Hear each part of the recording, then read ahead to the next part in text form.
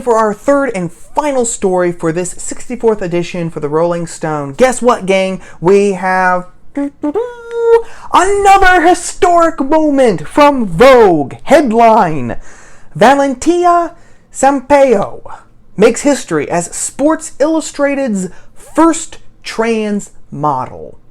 Yes, sir. Sports Illustrated. That magazine that teenage boys, used to salivate over before the internet and when they couldn't get Playboy or anything else. That issue now that used to be busting with bikini-clad women that would get a young man's hearts just racing at 1 billion miles an hour. Now it actually has men in it. Men posing, appropriating female culture. That is what Sports Illustrated has done. It doesn't just have women anymore. It has men appropriating female culture. This is, oh my gosh, it's priceless. And at the same time, it is terrifying. Let me just read you some quotes here from this Vogue story, okay? The year 2020 brings the first trans woman to grace Sports Illustrated's pages. The Brazilian-born model, Valentina Sampaio. She's used to breaking boundaries. Sampaio was already the first trans model to make the cover of a Vogue edition, but discovering she had made the cut was special. The team at SI has created yet another groundbreaking issue by bringing together a diverse set of multi-talented, beautiful women in a creative and dignified way, she declared with Vogue. I am excited and honored to be a part of this. The inclusive spirit of Sports Illustrated's current model lineup can be credited to the publication's longtime editor-in-chief, M.J. Day. Day included Graham as the first plus-sized model in 2016, Halima Aden as its first hijab face in 2019, and had Banks return at the age of 46 to dazzle on the cover in 2019, all of which has heightened the relevance of the annual issue. For Day, the casting process is more about character than how someone looks in a bikini. Our goal in selecting who we feature is centered around identifying some of the most inspiring, interesting, and multi-dimensional women that we can find, she says. Sampaio had been on Day's radar for her activism within the LGBTQIA community.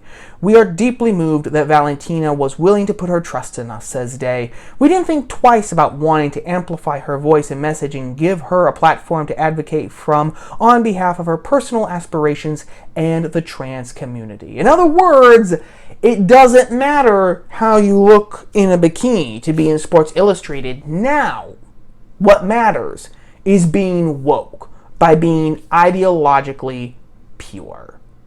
There are several things going on in this story. I mean, the first is Sports Illustrated just kissing the ring, licking the boots, virtue signaling, showing that yes, we're good allies, we're good allies, we're good allies, please don't come after us. I think that MJ Day, from this story that I read on Vogue, I mean, she sounds like an ideologue. She might honestly believe in what she's selling.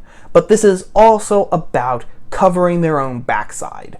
No one wants, to be accused of being a bigot or a hater in the year 2020. And what better way to prove your bona fides than to have a historic moment by having, the first trans woman, quote unquote, in your magazine, especially one that is known for featuring, used to be known for featuring some of the most beautiful women in the world.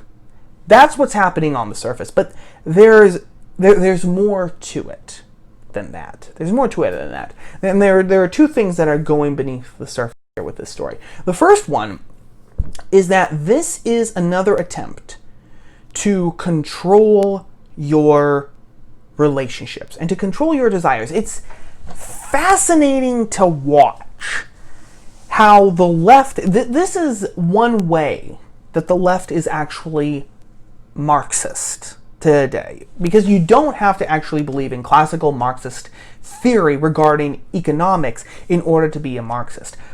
Like all good Marxists, the left, it will say one thing in order to advance its agenda, and it will say the complete opposite in order to also advance its agenda.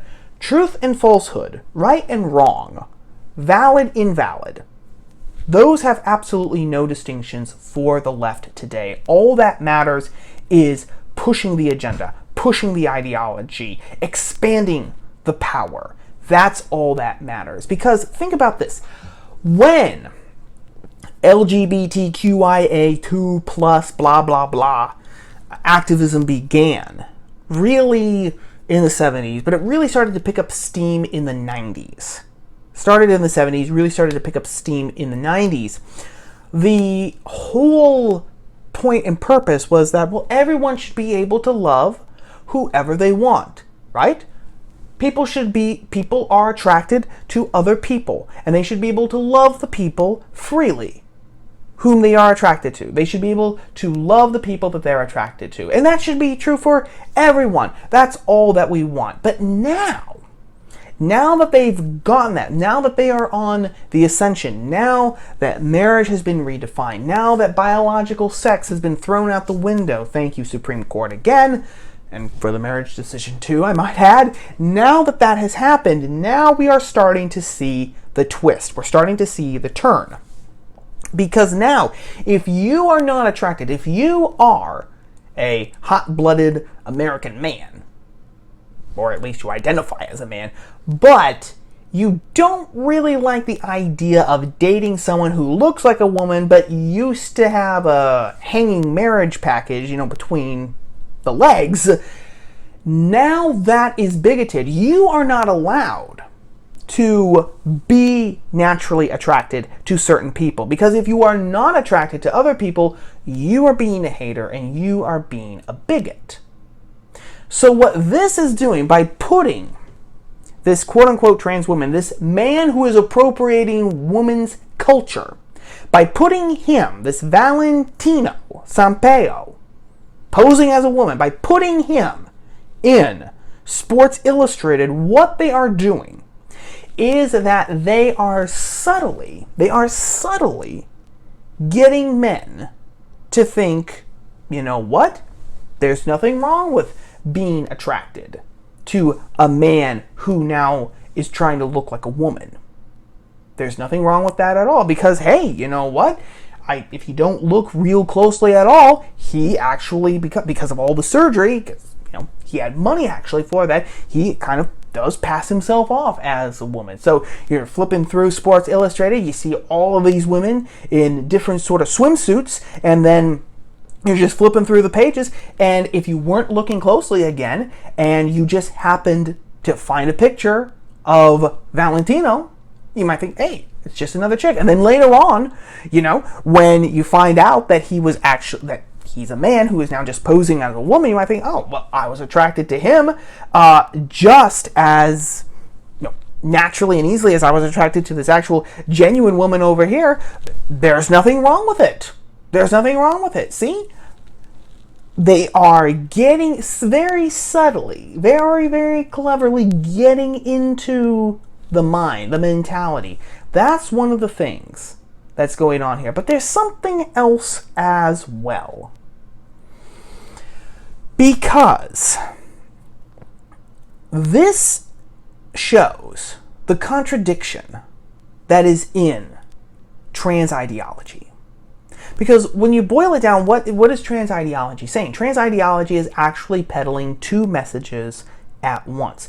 On the one hand, they say that some people are born into the wrong body. Some people are supposed to be women and they know that they're women because they feel like women, even though they don't explain what that feels like, but they're born as men. So of course they are trans women because they were assigned man at birth, but they're actually women. But on the other hand, they are saying, as the motto says, trans women are women. There is absolutely no difference between a trans woman and a biological woman. It's one and the same thing. But here is the contradiction. Because if that is the case, if trans women equals biological women, why do we even have trans women in our lexicon? I mean, why is this a historic moment? Let me read to you this headline again from Vogue.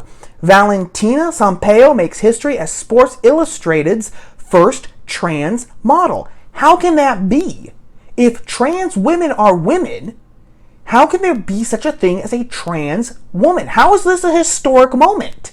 All we have is another woman in a swimsuit being photographed by Sports Illustrated so that horny teenage boys and lonely guys will buy a magazine and dream about being with the most beautiful women in the world, supposedly. So where is the historical moment here? It's a contradiction. You can't square the circle. And you might think, well, this is how the trans ideology is going to get undone. Except it doesn't work that way, gang. I used to think that. But now I'm not so sure. Because what the left is actually asking people to do is that they are asking you to accept both premises and therefore accept that contradiction in your mind. Because on the one hand, okay, when it comes to attraction and etc., etc., on the one hand, they're saying that if you are not attracted to trans women, you're a bigot. However, on the other hand, you should have no problem being attracted to quote-unquote trans women if you are a straight cisgendered male, because there is no difference between trans women and biological women. They are asking us to have the contradiction in our head. They're asking us to have both premises in our head at the same time. But they are saying, don't you dare point out that contradiction. Don't you dare ask an honest question like Rocco Biale did in Martinez, California, like we talked about in our last story about the BLM mural in California. Don't you dare start to ask questions. Just accept both premises, accept the contradiction, shut up, and, go out with this person who used to be a man, and who is still a man, I should say. He still has XY chromosomes in every cell of his body, but who is now presenting himself as a woman. Go out, because if you don't kiss him, if you don't find him attractive, you're the bigot. Don't ask questions. When a society, when a culture imposes that upon us, it is totalitarian. Because what it is saying is that truth, logic, facts, they don't matter. All that matters is the ideology and the elites who will continue to shovel it down our gullets like it's swill, like the swill that it is.